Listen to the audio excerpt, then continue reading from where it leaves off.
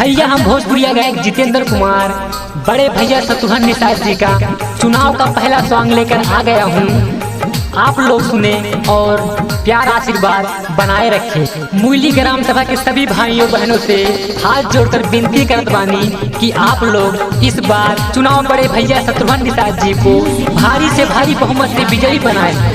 सबको देखा बार बार शत्रुघ्न भैया पहली बार, साथ दिया तो काम करेंगे, जन जन का सम्मान करेंगे, झूठे वादे नहीं करेंगे, ये कहना है हमारे बड़े भैया शत्रुघ्न निषाद जी का। शत्रुघ्न जीती ली है अब की परधानिया हो, शत्रुघ्न जीती ली है अब की परधानिया हो।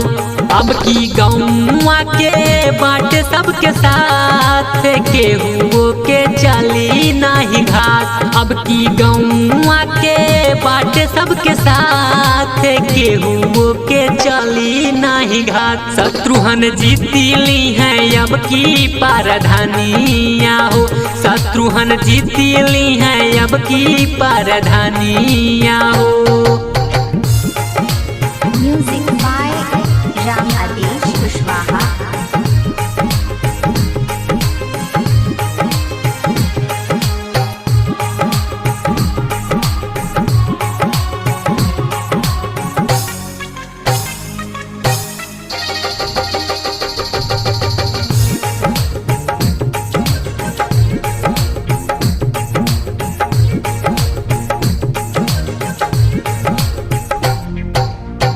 अब की तगौआ के बाटे सब संघातिया, बच्चे बूढ़े चाचा दादा माई औरी भैया, माई औरी भैया, हाँ माई औरी भैया।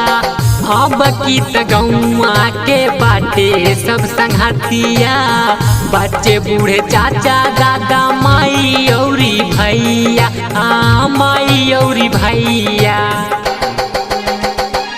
चाल आई सन चालबे जान पाई ना केहू, चाल आई सन चालबे जान पाई ना केहू, केहू दे ना पाई हमारा के दोस्त।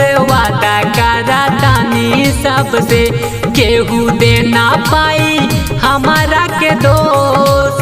वादा करा तानी सबसे। शत्रुघ्न जीती ली है अब की परधानिया हो, शत्रुघ्न जीती ली है अब की परधानिया हो। भैया जीती ली है अब की परधानिया हो, भैया जीती ली है अब की परधानिया हो।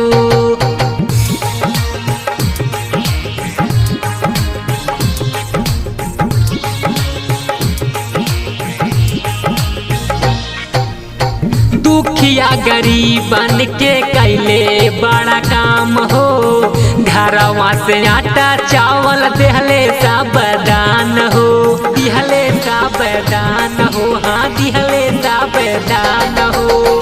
गौवा के उन्नत खातिर कैले बड़ा काम हो, गौवा के बिगड़ल करवले सब काम हो, करवले सब काम हो।